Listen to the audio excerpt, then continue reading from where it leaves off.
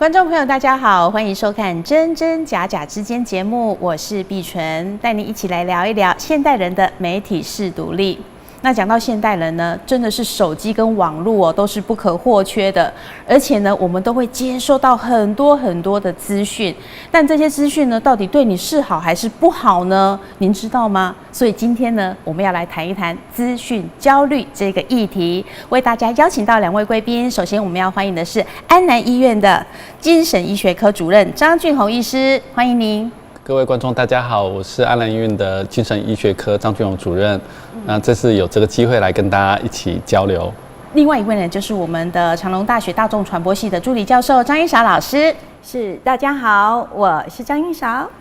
好，那讲到今天的主题啦哈，我要先请教老师。那其实我们讲到这个资讯焦虑，很多都跟我们这个什么社群媒体啦，那我们到底要不要用它啦，有很大的关系耶。所以是不是跟我们观众朋友先谈一谈？是，刚刚主持人一开场就讲到了手机跟网络哦。那我在课堂上呢，非正式的就询问我的学生们，都是大学生嘛。我说今天如果停电跟断网，你选哪一个？所有的人都跟我说，宁愿停电不可断网。不可哇！对，因为他们可以自备充电宝嘛。所以我发现有学生带2-3颗充电宝，而且是那种大型的哦。就是很厚重的，不是像我的是轻薄型的。那他们身上还要带2-3颗。我说为什么要这么多颗？老师，我们耗电凶啊！哇，我那时候很不能理解。后来他们跟我说，这个电可以自备，网路没办法。所以显然哦，一只手机加一个网路，就成就了我们现代人的全世界。什么都可以不带，这2样一定要有。对啊，老师你自己是不是一定手机都要带？我一定是，我其实有时候开玩笑，我说我什么教案、什么教材都可以不要带，我只要有手机，我就可以编，我就可以改，我就可以修，我就可以联动我的云端，我的全世界都在我的手机，包括我的钱。哦，对，那像我们也是的，像我们做媒体的工作嘛，随时都要联络，那手机都一定要带，然后随时都要上网去查一些资料。是，真的手机不离身真的。对，所以讲到这一点呢，我们要请教主任啊哈。那我们就讲到说，大家都一定手机啊，网络都在用，所以变成说我们有很多这个社群的平台，我们都会去接触到。但是现在很多平台它会很多的资讯，可能会造成我们有这个焦虑的问题，所以呢。到底我们这个如何慎选社群媒体这个部分，是不是也请你来分享一下？是这个社群现在是五花八门啦哈。比如说像我们比较常用是 FB 啦哈，但是现在比较年轻的族群，他们是用一些 IG 啊哈、小红书啦哈，还有这什么抖音之类的用。那这个变成说是大家这个生活的网络的一部分，因为其实这有意思，就是说。它其实除了资讯的交流，其实我们人是需要安全感的。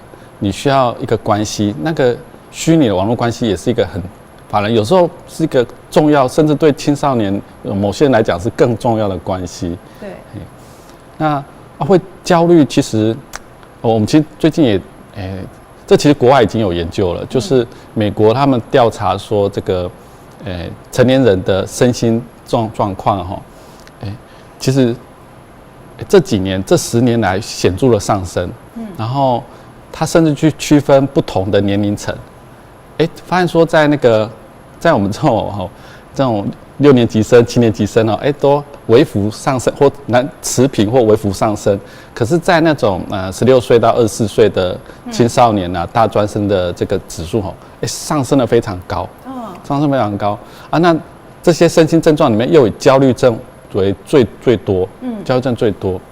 那所以第二个是什么？第二个是忧郁症，忧郁症。那这个就说，为什么这几年这个成年人，特别是儿童青少年的那种焦虑身心指数一直在上升？大家就分析说，哪些可能的原因啊？最常见的原因就是人家说，会不会跟失业率啦，就这几年什么景气不好啊，这年轻人、成年人就业不方便啊，哈，是不是这个去造成的？但是有意思的是，有人去做个研究，他发现说这几年以美国为例的研究呢，其实是失业率是下降的。大家回顾那个图那个10年的失业率下降，但是就是这种身心症状指数却是上升的，所以他就说，那可能就这种就业率就不足以来解释为什么会有这个现象。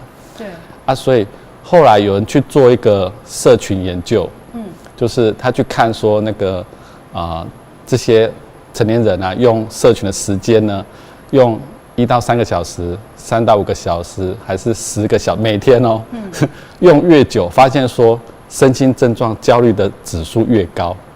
就是这可能就请教老师了，就可能跟那种统计学上的正相关性，他那个用得越久的人呢，身心症状焦虑越高。哇，这个部分老师你觉得嘞？就是说大家都在用啊，真的用越多会越焦虑吗？应该我们可以来说，是不是有直接的正相关？可能有更多的资料要显示，但是我们现在的确可以看到我们的青少年朋友，因为包括我在国小、国中、高中跟老师们的一些研习过程里头，我们就可以发现，要停止学生们使用网络，也就是说不让他们上网这件事情，带给学生们一个很大的压力。那包括像以我们在大学里头看哦，学生们呢很认真的2只眼睛看着我，但是耳朵是贡献给他的手机网站的哦。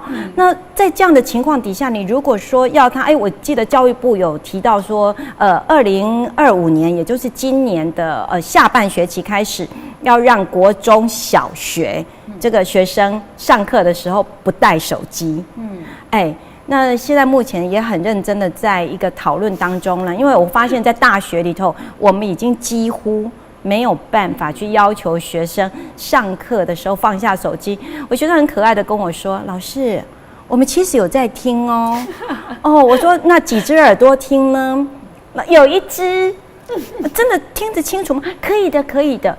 可是事实上，我想这个跟张医师这边就知道了，我们一个人一心二用，并不是我们很正常的状态吧？是，对。根据科学研究，人其实没办法一心二用的。就是比如说，之前有个研究，他说，他请你同时做2件事或3件事的时候，发现那个出错率会明显上升。对啊。所以人的大脑不像电脑是 CPU 可以，比如说平行运算啊，2个、3个、4个核心，但目前的脑科学研究发现，人是单一 CPU。对啊，所以你的学生在骗你。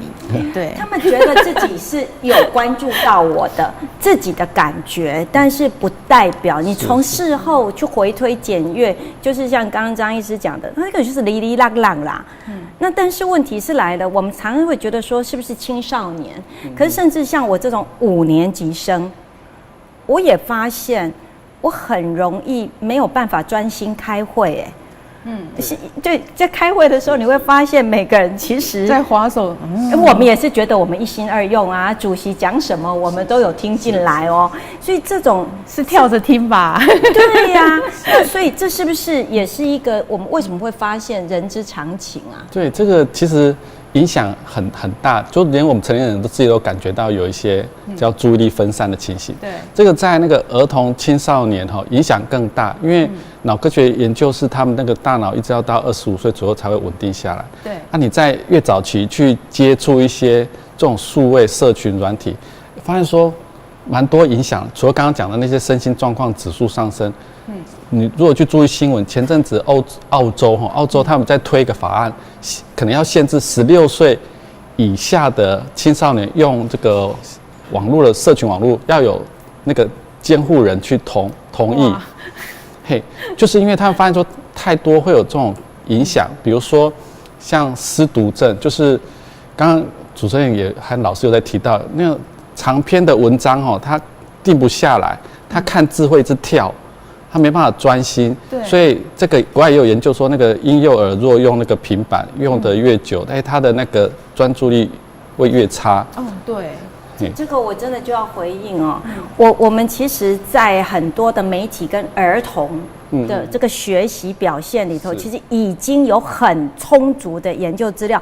以前只是针对电视，就已经发现，其实这个电视我们称之为热媒体。所谓的热媒体，不是说打开电视会发热，而是说它会让你的脑袋发热，因为它的资讯内容讯息太满了，也就是说我们来不及思考，也不需要思考。那过去的电视已经被我们这样讲了，那现在的手机呢，更是可怕，特别是短影音啊，一个一个一直跳，你连去滑它都不用，因为透过演算法，你的类似东西就一直填满了你的生活里头的分分秒秒。那我自己其实都有点担心，我们常在餐厅里面或者在一些公共的游乐场所里面，我们发现每个小孩子。大家都有一个板子，那人手一板，对，那这时候孩子就变很乖，这时候我心里就在想，天哪，学理上有告诉我们，这种乖不叫乖，这种乖叫呆，也就是他脑袋已经没有办法真的很组织性的去思考、理解、转换再组合了哦。所以我们所有的家长，除了我们自己要小心之外，我们更要小心我们家里头的宝贝啊。那我们讲到这个资讯焦虑，要请教我们的专业的主任，然后主任，像这个资讯焦虑的话，它大概是什么原因？然后它可能，如果我得了资讯焦虑，我会有什么样的状况？是，就是说。他其实，为什么大家会一直频繁看手机哈？这个如果从心理学角度，有一种叫做 FOMO， 就是大家可能就是他害怕那个错失了什么重要的讯息，对，所以他三不死就会拿好。现在很多像刚刚老师们哈，大家还有主持人有提到说，有的人都每次去上厕所就一直带着手机，然后顺便看一下有没有什么，这是一个心理学上的一个效应，就是说你一直想要去看，甚至会有点强迫了，就是。你若不去做这件事情，你会心里不舒服，对，会焦虑，会一直放大，所以你为了缓解那个焦虑，你就要去把手机打开看一看 FB 谁又讲了什么，这是一个心理效应。像不像吸毒啊？对，老师讲没错。所以其实有国外研究是这就是可能脑科学叫多巴胺效应。那多巴胺是什么呢？其实呢，它是人的一个让你情绪比较愉悦的一个神经传导物质。对，然后比如说。国外有研究哈，为什么喜欢吃巧克力？你去吃巧克力的时候会觉得愉悦，然后他就把这群人抓去做那个 functional MRI， 就是一种脑功能的检测。他发现说吃了巧克力之后呢，你的那个人的大脑有一个神经核一个基核的区域，那个区域我们俗称叫快乐脑区。那个脑区呢，那活性会放大，就是那种图看起来会比较亮。再来就是说。为什么会知道说那个是快乐脑区呢？那个其实是动物实验来的啦，就是美国他们有做那个老鼠试验，他就把那个电针刺在那个脑快乐中枢的区域，发现老鼠会快乐啊？怎么知道它快乐？对啊，他就说这老鼠呢正常是会去吃饲料，会吃饲料。那第二群的老鼠呢，把它放个电针在那个脑区，那个脑区呢，他要给他2个按钮，按这个按钮会给饲料，然后用脚去踩这另一个按钮会给电极刺激。那你猜后面发生什么事啊？老鼠去选那个吗？老鼠不去按饲料哦，它就一直去踩那个电刺激。那老鼠也太聪明了吧？因为他觉得那个愉悦，所以那个后来做解剖就发现说那是跟愉悦有关。所以真的有这样的状况。所以我们的手机感觉起来就像那个电刺激一样。对，因为你那刺激去活化你那个愉悦中枢的脑区，然后多巴胺浓度上升。这个其实国外有研究发现说，这个其实跟那个多巴胺其实不止吃巧克力会增加，热恋期会增加，3个月内的热恋期。还有呢，去做这个骨科检，就是那种吸毒，对，发现吸毒像骨科检会增加大概将近两倍的那个愉悦效应。所以这么多人吸毒，可是后作用是很惨烈的呢。对，没错，就是会有戒断，就是所以现在又有人在讲说会有数位成瘾啦，网络成瘾这个议题，其实最近也特别在儿童青少年很热门，因为大家看新闻，前阵子不是有那个新闻，那个阿公不给那个孙子滑手机收起来，是，对孩子就打了阿公。对啊，天哪，真的是，就是他已经有点数位成瘾了，那你突然把他手机拿掉，他会戒断。戒断是什么意思呢？就是比如说平常有在喝酒，不喝的时候突然手脚发抖，那个心跳加快，整个人静不下来，很烦躁。这个我们在传播学理上有研究，叫暴力与电视。是特别是针对儿童，他在成长的过程里头，去看一些就是比较暴力的，就像我们今天在讲的一些网站呐，比如说消费型的啦，比如说无脑型的啦，或者是一些所谓的比较暴力肢体型的，搞笑型的，都会让我们特别的嗨嘛。那我们就会一直愿意去点它。那我们在过去的电视里头，因为这些资料没有那么多，但是已经有暴力电视跟儿童的整个的思维还有行为的发展。现在几乎对我们来讲就是网站怎么样去选择，可是很难选呢，因为人就是这样嘛，谁让我快乐，即便被针刺都好，对不对？只要能快乐起来，就选自己喜欢的。对，明明是知道它不好的，对，还是这样选呢？那怎么办呢？我好担心哦，怎么医呀？这真的是一个现在。所以刚刚回应到一开始说，这种儿童青少年的身心症状越来越多了，有一部分原因就是跟这种网络社群的过度滥用，甚至那个游戏成瘾有关。比如说我临床门诊上就会遇到说，那个高中生被家长带来说，我儿子最近注意力不集中啊，是不是过动那个 ADHD 之类的啊，所以成绩不好啊。但是你安排心理师，我们会做一些比较详细的检查，不会只是问一问就说是。现在都安排，比如说心理师要做2个小时的那个测验量表，就一问之下，其实是游戏成瘾啊，一整天都在上网啊，打游戏。那他对于课业就没办法专心，他的注意力已经失控了，他没办法静下来。对，那这怎么办？所以其实台湾现在国内外都有了，他们叫那个山西的 camp， 对，在台中是亚大的心理系有在办这个营队，就让学生来5天，第1天就把手机都收起来。那他们不就很痛苦？对，所以你要安排一些让他注意力够强的活动去转移。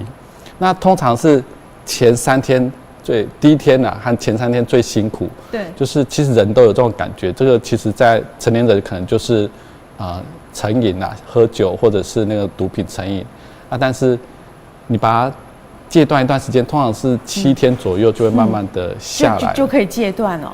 但是一回去一离开那个营队，会不会很快就复发了？没错，老师讲到重点了。问题是回去之后怎么办？就没法多了。他在那边是因为手机直接被收起来。更可怕的是回家还看到妈妈、爸爸手上也拿一支啊。对，有时候我们家长跟小孩一起来就是家长也自己一直在滑手机，那你怎么样跟小孩子讲说你以身作则？对，那你会跟家长说你自己要以身作则？我们不会讲那么直接啦，所以通常需要一些沟通啦就是说其实现在也开始有一些叫让家长学着怎么去跟他，现在也叫教养或者说对应亲子沟通，没错，就是心理学上怎么样让他去比如说小朋友要去让他觉察情绪，比如说你手机暂时限制他用，那他会觉得很不舒服，那就问说你怎么了？你现在觉得情绪是怎么样？是生气还是觉得焦虑？让他辨识之后，跟他做一些约定，这样子。那这个牵扯到一系列啦，可能今天节目没办法细讲，他们就有一些，比如说减敏法，就是渐进式的，或者是铺路法。是减敏就是有一些方法就对了。是。对啊，那像主任，像去你们门诊的人，他其实他去看诊的时候，他会知道说自己一开始是资讯焦虑吗？还是他其实一开始去的时候是其他的状况，比如说失眠还是说会觉得紧张惶恐，是这样的状况吗？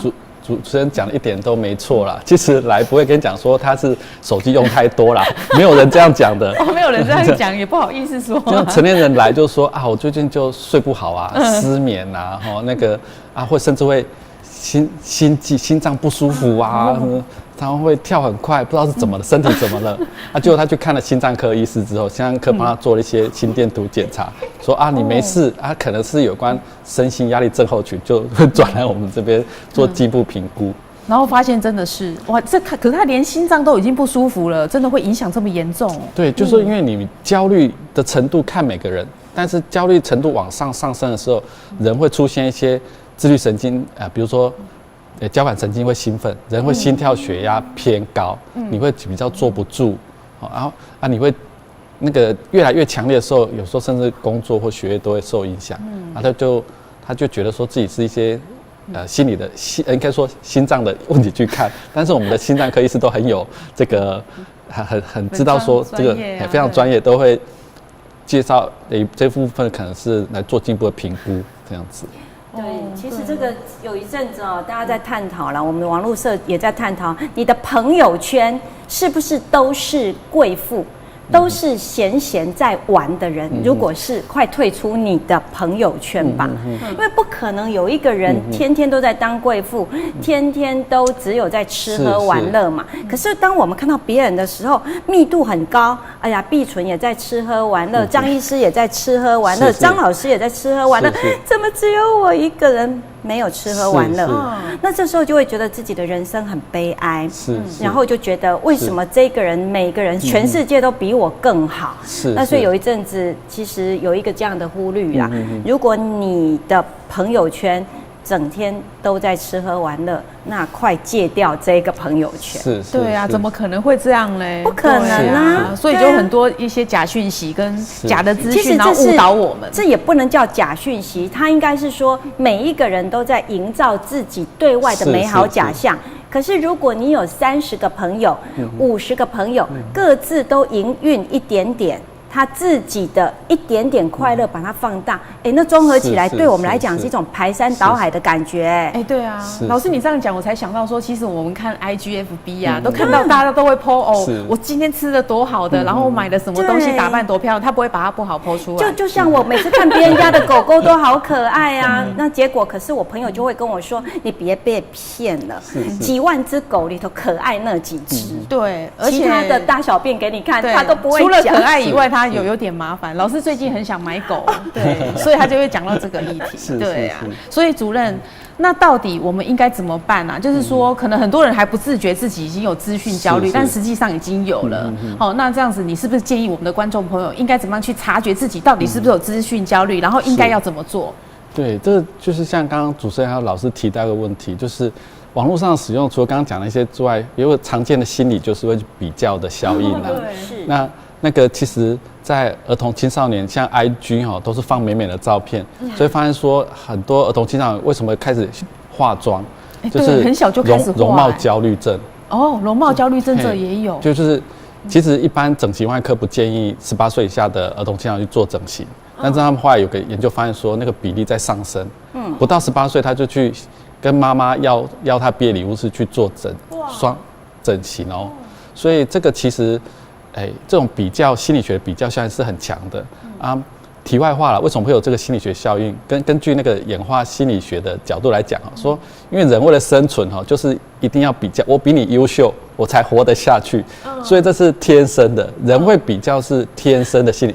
你要先接受自己会去比较，而不是要求说我不要去比较别人。可是那不是你的本能，你的本能就是要去比较，但是你要。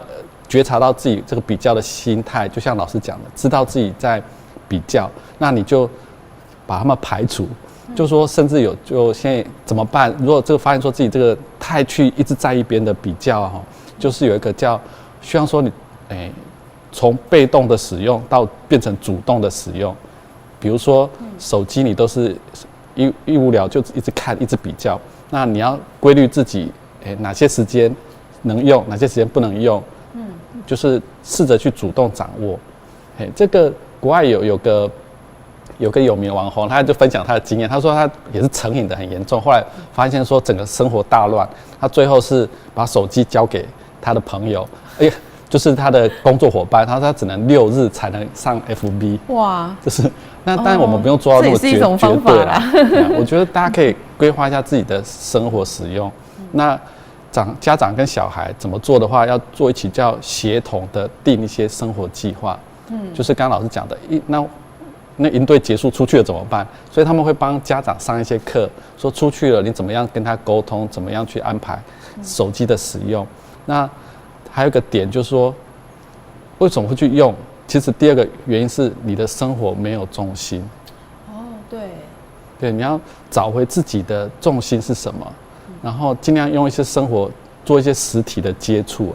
就是说发现说，有一个刚刚一开始提那个用越久，焦虑度越高，所以需要这些我们包含我们自己都是，就是要有一些实体的生活，实体的朋友，就是说跟朋友做互动，有些实体的活动，减少在虚拟世界的一些互动啊。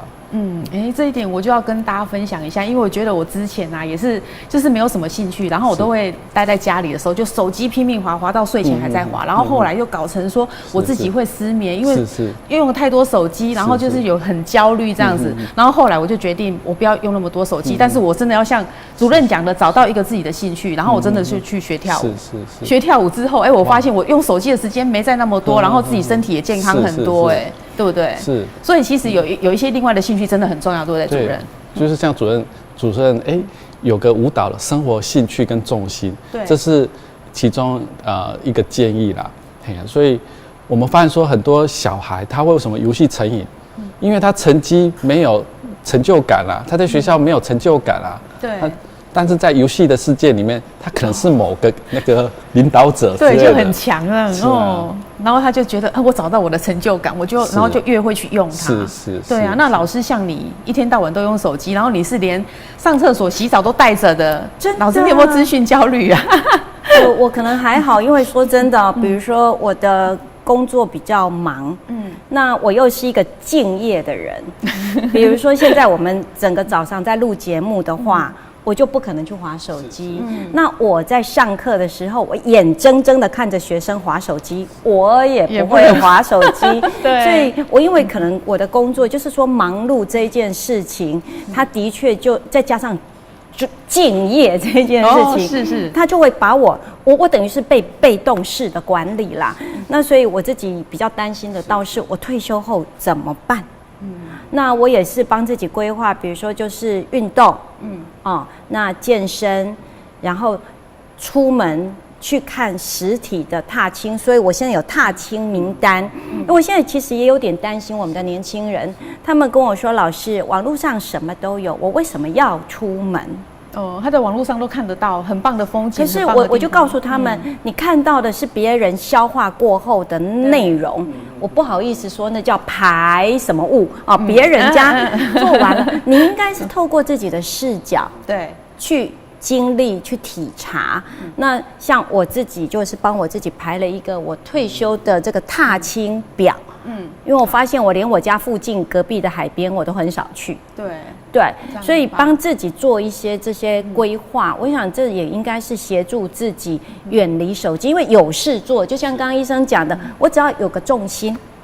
对，有事做，好，加油，好，加油。那最后我们就请医师帮我们做个结论。好。是啊，其实就像老师讲的，我们手机是一个很方便的工具社群都很好，但是我们要成主动的使用，就是你去规划它，而不是被动的被它一直填资料给你。对啊，被手机绑架，不是。然后第二个就是注意自己的生活重心跟实体的生活啦。其实这个虚拟的世界它毕竟还是不是那么实际相关，因为我们举个例子我们在做心理治疗的时候，之前疫情的时候会推那个线上的咨询，他想说沟通就好了，为什么一定要实体？后来发现说那个实体人会有一些肢体动作是萤幕上2D 幕看不到的，所以在做心理咨商或治疗的时候，还是要实体的效果比较好。那上学更是那个发现说。你能够实体去上的课，会比虚拟的课的那个学习效果比较好。